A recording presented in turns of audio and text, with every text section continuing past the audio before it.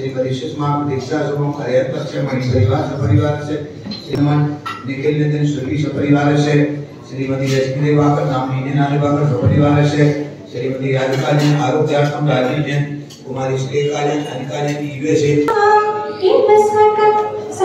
समस्त साथीदारांना लता परिवाराच्या आशीर्वादांतम सर्वज्ञानार्थम श्री भगवान सर्व परमेश्वरी परम पवित्राय सभी बंधुओं झुकेंगे दोनों हाथ झुका लेंगे माथ ओंकार ध्वनि के साथ में कनिष्ठ परमात्मा का स्मरण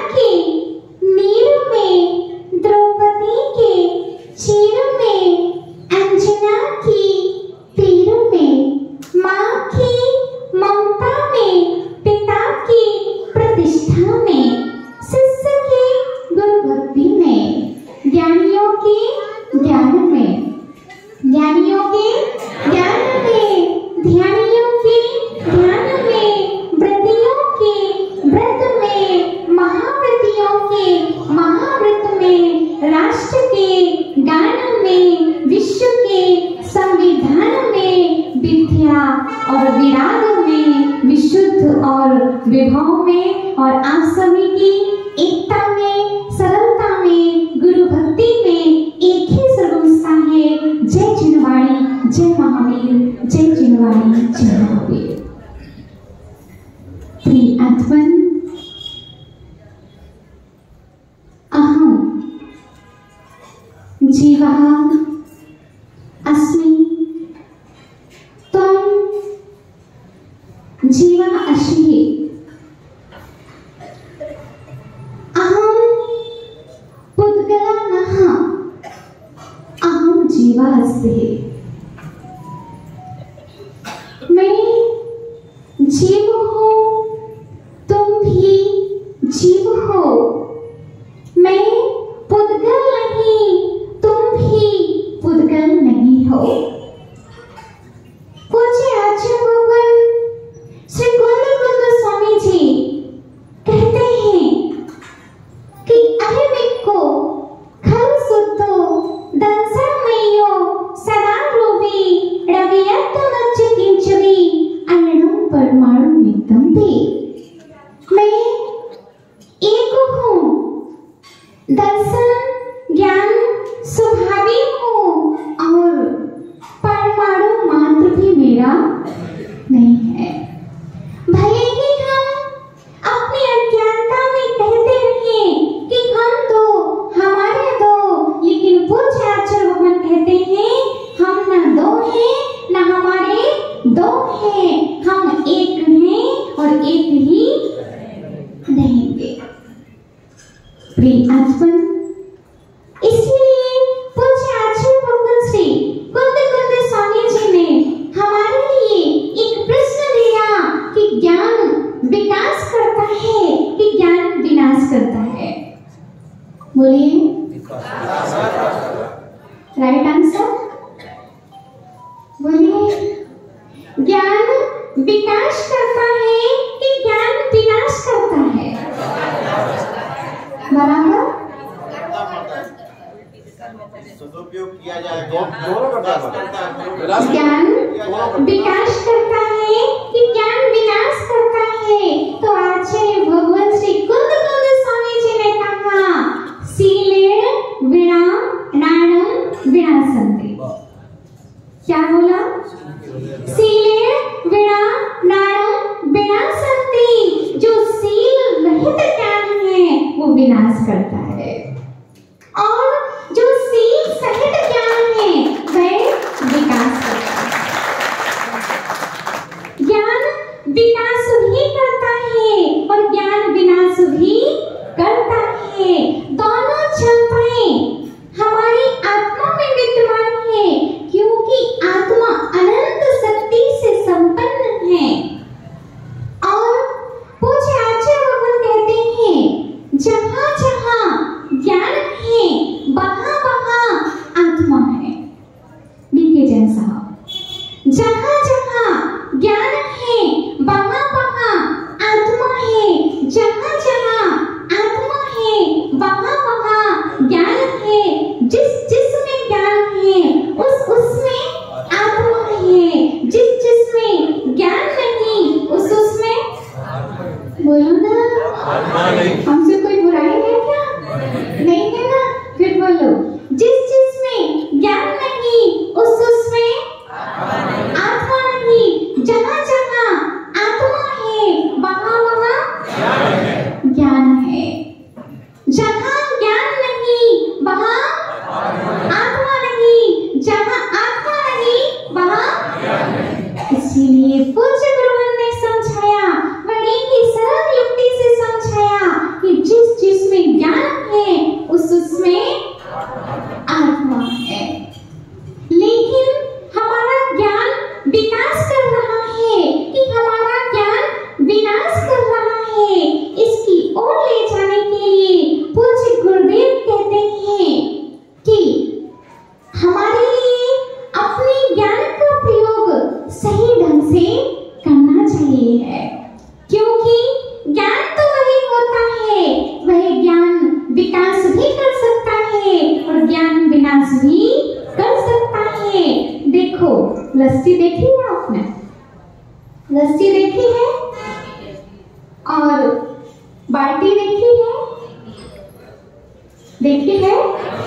हाँ, लस्सी भी देखी है, बाल्टी भी देखी है, बर्तन भी देखा है, नर्तन भी देखा है,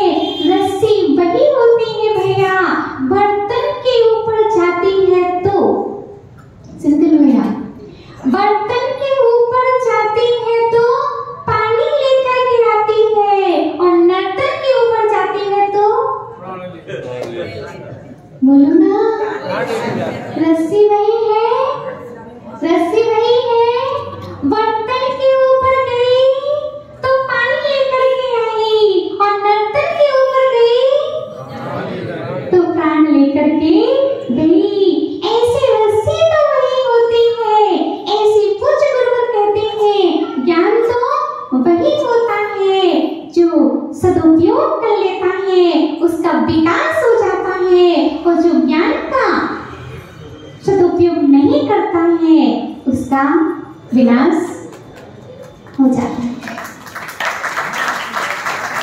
इसलिए पूज्य आचार्य भगवान ने तेरी छत्र छाया समाधि भक्ति में लिखा। समाधि भक्ति की रचना किसने की है? अच्छा, आपने बता दिया, हमको ज्ञात हो गया। पूज्य आचार्य भगवान श्री विभो सागर जी ने रचना की है। कितने छंद लिखे हैं? 11 छंद। आचार्य भगवान ने अभी तक 400 छंद लिख दिए हैं। तेरी छत्र छाया भगवान मेरे सिर पर हो, मेरा अंतिम वर्ण समाधि। उसमें पूज्य आचार्य भगवान ने लिखा, पर निंदा न मुंह से निकले मधुर वचन बोले। क्या लिखा है? हमको नहीं आता, आप बोलिए। पर निंदा न मुंह से निकले मधुर वचन बोलो। तो पूज्य गुरुवर का समझाने का तात्पर्य क्या है? तो पूज्य गुरुवर ने लिखा कि निंदा तो हमको करनी चाहिए, निंदा तो हमको करनी चाहिए, लेकिन पर की निंदा नहीं, अपितु अपनी निंदा करना चाहिए। क्योंकि पूज्य गुरुवर कहते हैं जो पर की निंदा करता है वो परिंदा बनता है। क्या? जो पर की निंदा करता है वो परिंदा बनता है, और जो आत्मनिंदा करता है वो जिनिंदा बनता है। आत्मनिंदा करेंगे तो जिनिंदा बनेंगे, और पर निंदा करेंगे तो परिंदा बनेंगे। परिंदा जानते हो? पक्षी बनेंगे, और हमारे लिए पक्षी नहीं बनना है। इसलिए पूज्य गुरुवर ने कहा पर निंदा ना कहां से? हमारे मुख से पर निंदा नहीं निकलनी चाहिए, हमारे मुख से आत्मनिंदा निकलनी चाहिए है। तो मुख से फिर वचनों को निकाले कैसे? ये आपका क्वेश्चन हो सकता है। तो अपन प्रातःकालीन बेला में प्रभु जी को, पंडित जी, अपन विराजमान करते हैं पांडुप शिला पर, तो भगवान को कैसे लाते हैं? बोलो भैया, गर्भालय से लाते हो ना भगवान जी को? तो कैसे लाते हो? सिर पर विराजमान करके लाते हो। सावधानी रखते हो कि नहीं? बोलो ना, बहुत ही सावधानी रखते हो। प्रभु जी को सिर पर लाते हो, फिर पांडुप शिला पर विराजमान करते हो। उसी संदर्भ में पूज्य गुरुवर ने कहा हमारे लिए अपने मुख को गर्भालय मानना चाहिए। क्या मानना चाहिए? मुख को क्या मानना चाहिए? माताओं देखो, प्रवचन हमको आता नहीं, आपको बताना है। बोलिए, मुख क्या है हमारा? गर्भालय। और शब्द क्या है? प्रतिमान जी। क्या है? शब्द क्या है? ऐसे ही जिस प्रकार गर्भालय से अभिषेक करने के लिए प्रतिमा जी को निकालते हो, ऐसे ही मुख रूपी गर्भालय से शब्द रूपी प्रतिमा को निकालना चाहिए। हम ऐसे शब्दों का प्रयोग करें कि उन शब्दों का अभिषेक भी किया जा सके। कैसे शब्द निकालना है? बोलो ना माता, तुमको बता दो, लड्डू आप किस चीज के बनाते हो? सुदर्शन चूर्ण के बनाते हो? HLM से लेकर के बोलो, डॉक्टर साहब के यहाँ जाना, आज सुदर्शन चूर्ण लाना, खूब अच्छी लड्डू बनाना। बनाओगे क्या? कौन सी माताएं बनाएंगी? बनाओगे क्या? सुदर्शन चूर्ण के लड्डू बनाओगे क्या? फिर किस चीज के बनाओगे? क्या डालोगे? सुदर्शन चूर्ण डालोगे कि शक्कर डालोगे? बूरा डालोगे? क्या डालोगे? बूरा डालोगे, शक्कर डालोगे, क्योंकि सुदर्शन चूर्ण कड़वा होता है, उसके लड्डू नहीं बनते हैं।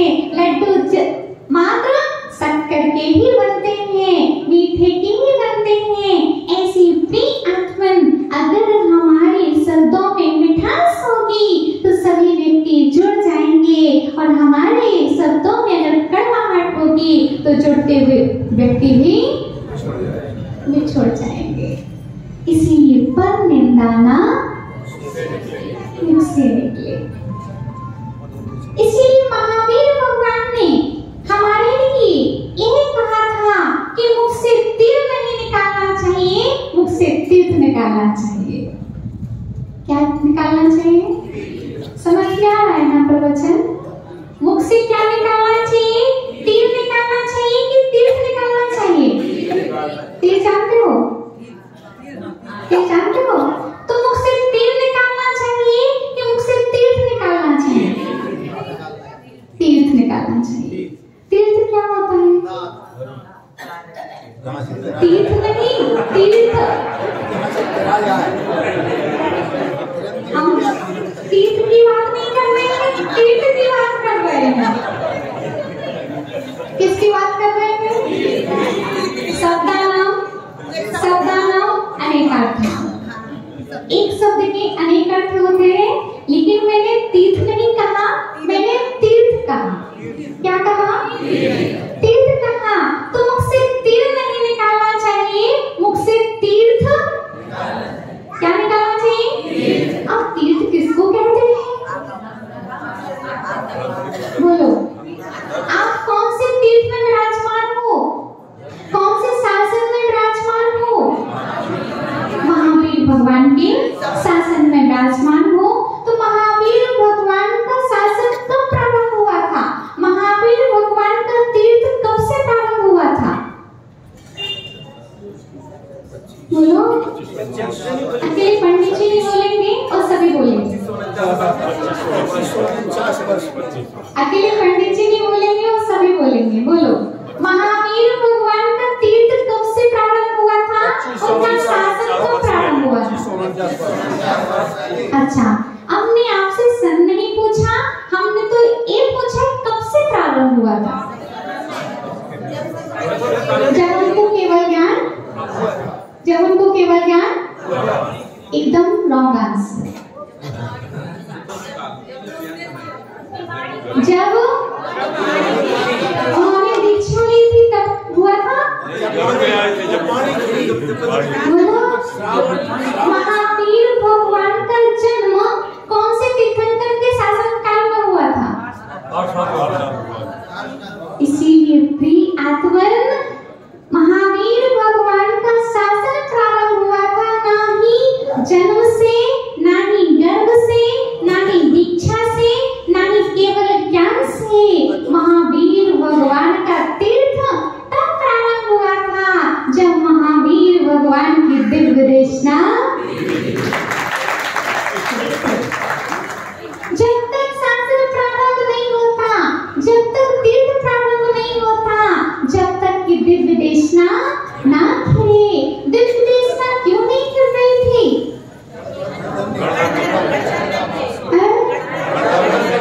क्योंकि योग्य शिष्य नहीं मिल रहे थे। क्योंकि तीन चीजें आवश्यक हैं, वक्ता भी होना चाहिए, श्रोता भी होना चाहिए, और क्या होना चाहिए? तीन चीजें, वक्ता, श्रोता, आचरणकर्ता। कौन कौन से? वक्ता, श्रोता, आचरणकर्ता। वक्ता होगा तो श्रोता भी होगा, और श्रोता होगा तो उन्हीं के बीच में से एक आचरणकर्ता का जन्म हो जाएगा। इसीलिए वक्ता भी होना चाहिए, और वक्ता अकेला है, वो सुनने वाला कोई नहीं है, वो सुनने वाला योग्य नहीं है, आचरण करने वाला नहीं है। तो महावीर भगवान की कितने दिन दिव्य देशना नहीं खिली? 66 दिन। अगर हमारे यहाँ पर कोई माता जी महाराज जी आए और वो 6 मिनट भी लेट हो जाए, अब नहीं होने प्रवचन, चलो अपन घर का काम देखते हैं, बराबर।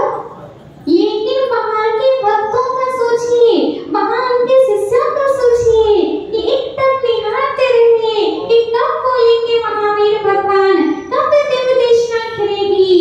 क्योंकि सब्र का फल मीठा, भले ही किसी दुकान पर ना मिले, लेकिन मीठा तो होता ही है। इसीलिए प्रिय आत्मन, हमारे महावीर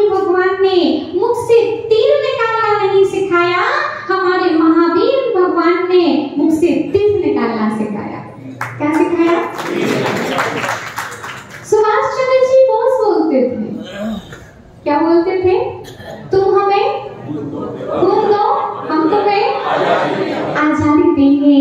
लेकिन पूज्य गुरुवर ने हमको सिखाया, तुम हमें समय दो, हम तुम्हें समय सार देंगे। तुम हमको समय दो, हम आपको शांति देंगे। ज्ञान विकास भी करता, ज्ञान विनाश भी करता। इसीलिए ज्ञान जो हमारे अंदर में होता है वही हमारे मुख से बोला करता है।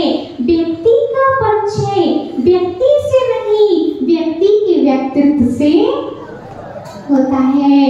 प्रिय आत्मन, केवल ज्ञान किसी पुस्तक को पढ़ करके बताओ, केवल ज्ञान किसी पुस्तक को पढ़ करके नहीं होता है, वह हमारी विशुद्धि से होता है। और विशुद्धि आती है हमारे स्वयं के परिणामों से, स्वयं के निर्मल परिणामों से। इसलिए विशुद्धि हमको बढ़ाना चाहिए है। जितनी विशुद्धि होगी उतनी प्रसिद्धि होगी। क्या होगा? जितनी विशुद्धि उतनी प्रसिद्धि। क्योंकि पूज्य गुरुवर कहते हैं, प्रभावना पोस्टर पत्रिका छपवाने से नहीं होती है, प्रभावना तो आत्मा में रमण करने से हो जाया करती है। इसीलिए हे माताओं, ज्ञान विकास भी करता, ज्ञान विनाश भी करता। दीपक जलाता भी है, दीपक प्रकाश भी देता है, अग्नि पका भी सकती है, अग्नि जला भी सकती है। तो जिस ज्ञान से हम संसार में भटक सकते हैं, उसी ज्ञान पर से हम मोह की परत हटाएंगे, तो उस ज्ञान से हम केवल ज्ञान भी प्राप्त बोलो कर सकते हो कि नहीं? बोलो ना बताओ। हमारा संकल्प होना चाहिए कि हम भगवान बन सकते हैं, हमें भगवान बनना है, हम भगवान बन के रहेंगे। अगर हमारा संकल्प होता है तो हम एक न एक दिन भगवान बन जाएंगे। पूजा करना बहुत अनिवार्य है, लेकिन कभी पूजन करते करते किसी को वैराग्य नहीं आया। पंडित जी, अभी तक किसी को पूजन करते करते वैराग्य आया हो, ऐसा आपने सुना क्या? प्रवचन सुनते सुनते आ जाता है। लेकिन प्रवचन सुनने से वैराग्य आ सकता है, क्योंकि ज्ञान की महिमा है। हमारे यहाँ पर सिंहराज भी जिनराज बन गया, गजराज भी जिनराज बन गया, तो उनके सामने मुनिराज ने उदक चंदन सुनाया था क्या? फिर क्या सुनाया था? बोलो, उपदेश सुनाया था, प्रवचन सुनाया था। प्रवचन सुनने से ही वैराग्य आ जाता है। वक्ता के द्वारा श्रोता और श्रोता के द्वारा आचरणकर्ता का भी जन्म हो जाता है। इसीलिए प्रिय आत्मन, प्रवचन के प्रभाव से सिंहराज जिनराज बन गया, गजराज भी जिनराज बन गया। इसीलिए हमारे लिए हमेशा ध्यान रखना चाहिए कि अगर पूजन हम लेट भी कर लें तो कोई बात नहीं, प्रवचन जरूर हमको सुनना चाहिए। ना जाने किस जीव को हमारे लिए कौन से सूत्र का प्रभाव पड़ जाए, वह सूत्र के धागों को छोड़ करके परम सूत्र में विराजमान हो जाए। इसीलिए प्रिय आत्मन, ज्ञान हमारे लिए हमेशा अर्जित करते रहना चाहिए, और ज्ञान से हमारे लिए सुख मिलता है। जितना ज्ञान होगा उतना सुख होगा। ज्ञान बराबर सुख, अज्ञान बराबर बोलो ना बताओ, बोलो हम बहुत दुखी हैं।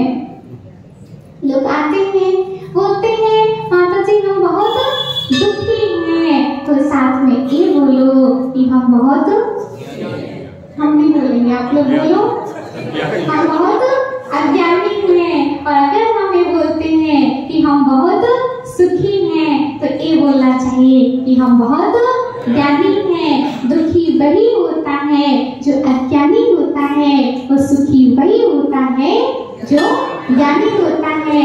तो ज्ञान बराबर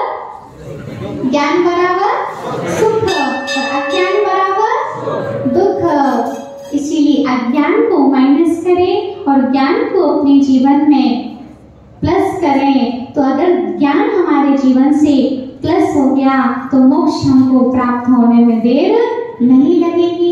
माता जी, लेकिन पंचम काल में तो मोक्ष है नहीं, फिर अपन पुरुषार्थ क्यों करें? तो पूज्य गुरुवर कहते हैं कदम कदम पर मंजिल नहीं होती है, लेकिन हर एक कदम मंजिल के लिए, कदम कदम पर मंजिल नहीं होती, लेकिन हर एक कदम मंजिल के लिए होता है। इसलिए भले ही अभी हमारे पंचम काल में मोक्ष नहीं होता है, लेकिन हर एक कदम मोक्ष के लिए होता है।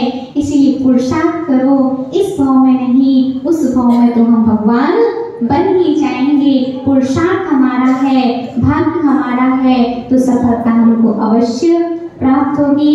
आज सागर नगर में मंगल प्रवेश हुआ 2014 के बाद में। यहाँ पर भगवान के श्री दर्शन का सौभाग्य हम सभी ने प्राप्त किया। बहुत ही आनंद की अनुभूति हुई कि चलो अपन अब धर्म खंड में प्रवेश कर चुके हैं, क्योंकि बुंदेलखंड को धर्म खंड कहा जाता है और अपना मंगलाचरण मकरोनिया से हो चुका है। अभी इसका मंगलाचरण प्रारंभ हो गया है और कार्यक्रम भी संपन्न होते जाएंगे और बहुत ही आनंद का विषय है। पूज्य माता जियों का भी यहाँ पर चातुर्मास कराने का सौभाग्य आप सभी को प्राप्त हुआ, क्योंकि जब हमारे नगर में चातुर्मास होता है तो हम सभी को शिक्षा भी मिलती है, संस्कार भी मिलते हैं। क्योंकि शिक्षा तो भले ही हमारी छूट जाएगी, लेकिन संस्कार हमारे साथ जाएंगे। इस भाव के संस्कार हमारे उस भाव में भी जाएंगे। इसलिए संस्कारों को मजबूत कराने के लिए पावन प्रसाद आप सभी ने संपन्न कराया। बहुत ही सौभाग्य का विषय है और हम सभी चल करके लखनादौन से करीब 200 किलोमीटर का विहार करके हम लोग 12 दिन में आप यहाँ पर पधारे हुए हैं। बहुत ही लखनादौन वालों ने प्रयास किया। भोपाल में पूज्य गुरुवर के साथ में विराजमान थे। उसके पहले राजस्थान में हम लोगों का चातुर्मास संपन्न हुआ था और पूज्य गुरुवर के साथ में भोपाल नगर में हम लोग पधारे और वहां से पूज्य गुरुवर की आज्ञा से लखनादौन वाले आए और उन्होंने विहार कराया। भोपाल से लेकर के लखनादौन का विहार मात्र 15 दिन में 350 किलोमीटर विहार करके लखनादौन चातुर्मास संपन्न हुआ और आज 12 दिन में हम आपके पास में आए, क्योंकि इस सागर नगर में कई रत्न हमको मिलते हैं, कई चीजें हमको प्राप्त होती हैं, क्योंकि पूज्य गुरुवर की दीक्षा भूमि है, प्रवेश भूमि है और हम लोगों के लिए मोक्ष मार्ग प्रवेश भूमि यही सागर है। कि जब हम लोगों ने 2011 में मोराजी में पूज्य गुरुवर के श्री संघ में प्रवेश प्राप्त किया था, वहीं पर पंडित जी भी आते थे। पंडित जी अभी के नहीं, पंडित जी तो पूर्व से ही परिचित हैं और हमारे डीके जैन साहब और सुभाष चंद्र जी, नेमी चंद जी भी हमारे यहाँ पर हैं और सरमती चाचा भी यहाँ पर हैं। इन्होंने अथक प्रयास के बाद में हम लोगों को सागर लाने का बहुत अच्छा प्रयास किया। पूज्य गुरुवर को इनका बहुत बहुत स्नेह प्राप्त हो रहा है और बहुत बहुत आशीर्वाद पूज्य गुरुवर का है। वो परम पूज्य आचार्य भगवान श्री विभव सागर जी महाराज की जय।